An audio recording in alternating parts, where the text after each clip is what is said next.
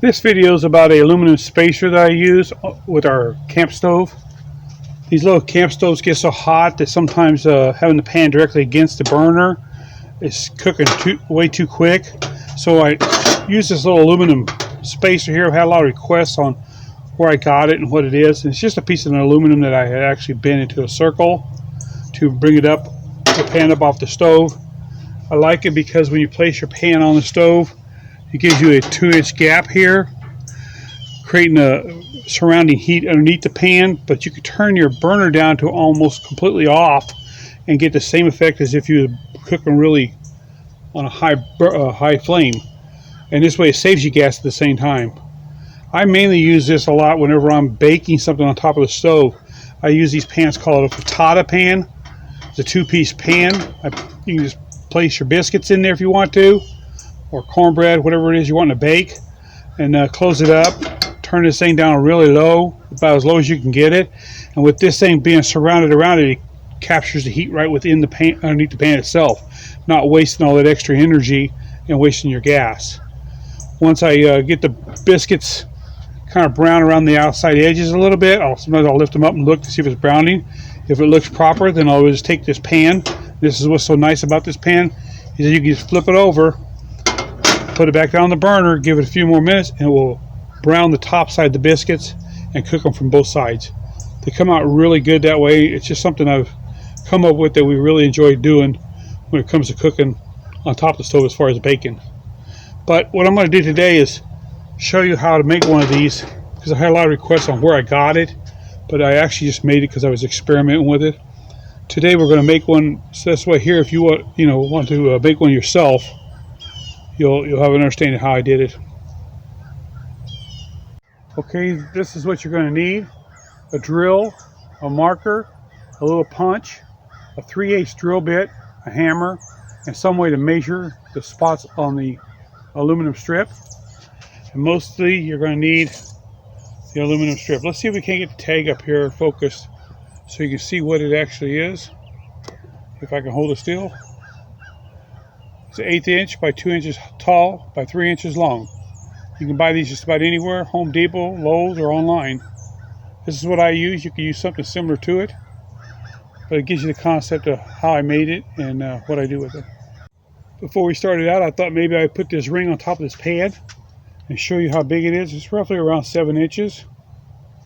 Now keep in mind, you can expand these out or in, depending on the size of pan that you're using. But I'm going to make this around 7 inches. This is a 10-inch pan, and it fits really good if I use around 7 inches. So I just wanted to show that to you. So if you're going to use a larger pan on the stove that you may have, you may want to make a bigger circle. But we're going to design one for this, and I'll show you how we're going to do it, and then how you can bend it open and shut if you want to fit the pan that you have. Okay, to start out with, I've measured this out, and we're going to use this whole strip all the way up to 21 inches. So I'm going to put a little mark at 21 inches. The reason I come up with 21 inches is because by the time I make my circle and come back around, 21 inches seems to work pretty good. This allows me to still, like I said, open the circle and close the circle to fit any pan that I may be using. Since we're not cutting those V marks like we had before in our other aluminum strip, we're going to actually be drilling holes. So we're going to mark this every inch. So I'm going to bring this down on this side right here. See how wide that is? And I bring it down to make it match. So we're just going to take our marker and put a little dot every inch. This will be where we're going to drill our holes. It should be pretty adequate as far as releasing the heat out from underneath it. Allow it to come up the sides. Everything I do on this channel is just my ideas. I'm sure it can be modified any way you want to. Probably even find a better way. But this has been working out for me pretty good. And there we go, 21 dots. Okay, I'm going to place this board under here so we don't drill a hole through the table.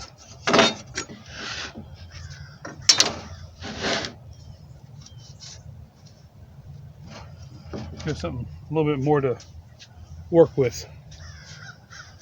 Now we're going to take our punch and our hammer, We're going to punch each one of these little spots. So we place the drill bit there, it doesn't walk around on us. Make a little set spot for it. I'll do this off the camera and finish it up so that way there it doesn't make so much noise. Okay, we'll go ahead and start drilling our holes. See how that little notch that we hit there with the punch locks that drill bit in? That helps quite a bit.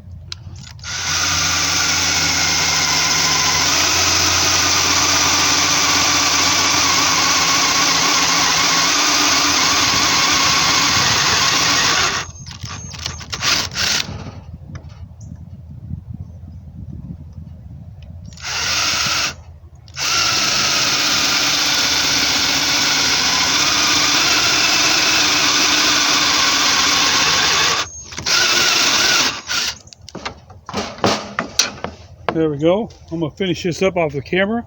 Speed it up a little bit. Okay, we got all 21 holes drilled. You want to be very careful with these after you drill them because they do have some sharp edges on them.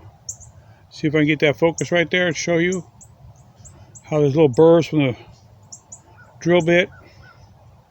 Those can cut you. You can take the scraper, file, whatever you have, and actually just turn it in the circle. It'll knock a lot of those pieces off. And you can take the, if it doesn't, just take your outside scraper and scrape them off. We want them smooth. When we get done, what we'll do is we'll take some steel wool and go around, just polish over the top of it so we can get all the burrs off of it. This makes it nice to handle. Alright, we'll do that. Okay, we got all of our holes drilled. Took all the burrs off so it doesn't cut our hands. Use a little steel wool on it, went around the holes if I had to. Knocked off everything. So we're ready to bend it. This is where the fun part comes in, because we're going to need something to bend it around. I don't really have anything as far as bending it around, but we do have one thing that I think almost everybody has around them that they can use. And we're going to go show you what that is. And this is how I bent the last one. So let's go over there and show you how I do this. Okay, you probably recognize this. This is a light pole I have in my backyard. We're going to use it to bend the aluminum strip into a circle. I'm going to show you how I'm going to do it. I'm going to place this aluminum strip right up here against the pole and run a screw right through here to hold it. I'm going to put a washer on it. Let me get that done. Okay, I've screwed the aluminum strap to the pole with a washer and a screw. This is going to allow us to bend it around the corners. Just like that. Let's see if we can bend this.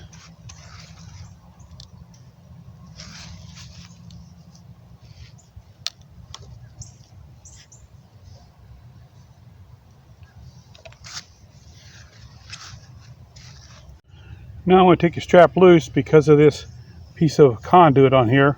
Won't allow me to go clear around the pole. So I'll end up moving this so I can make a complete circle. Okay, I removed the screw there. Because it's being aluminum, you see, it'll allow you to take it around the pole, pull it off of there. That's what's so nice about using the aluminum. Alright, let's go hand shape this a little bit better. Okay, now that we got the circle started here, we're going to finish it off by hand bending it. Hopefully we can get it in the shape we want it.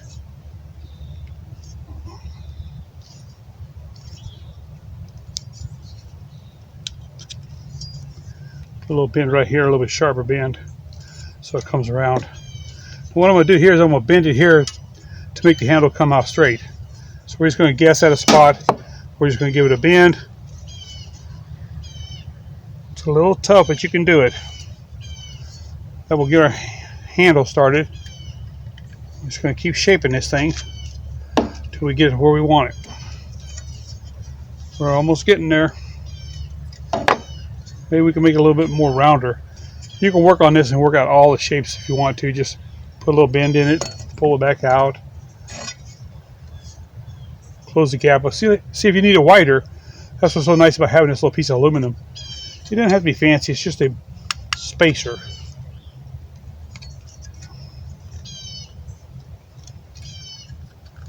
Let's see if we can get it pretty close.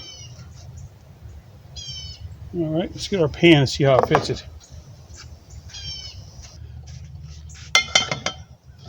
You can see it's a little bit large. You can kind of tell how the pan wants to tilt in a little bit. So we're going to make it a little bit smaller so it sets flat.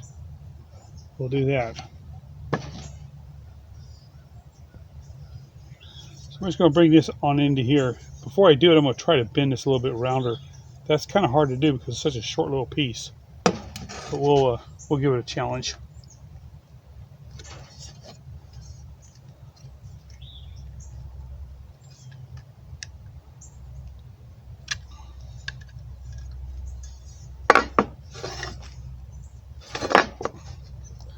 You see, we made a difference there. Yeah, the pan sits nice and flat now. That's all you're looking for. Just make sure your pan sits really good. Okay, now that we got it made, let's see how it fits the stove. What we're looking for is make sure it lays down nice and flat. Try the pan on there. Looks like that'll work. Now all we have to do is determine whether or not we want to cut the handle off of it. The reason why I'm saying that is if you're using it like a small stove like this, I like to store it underneath the grill. So I'll cut the handle off just enough. Let me get my old one and show you. You can see how I got my old one cut off. This also allows me to turn it back. So if I want to place another pan over here while I'm cooking, it doesn't hinder it. When I cut this off, I also made sure it wasn't too long to put it under the grill. So I can lift this up, place this over it, and close my stove up. And I'll end up doing that with the new one. But I thought maybe if I made it with the holes in it, it'd be easier for everybody to make. I wanted to mention when you're cooking with this, never touch this handle. This thing gets hot clear out to the end.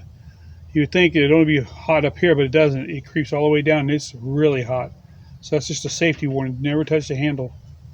I wanted to mention that to you.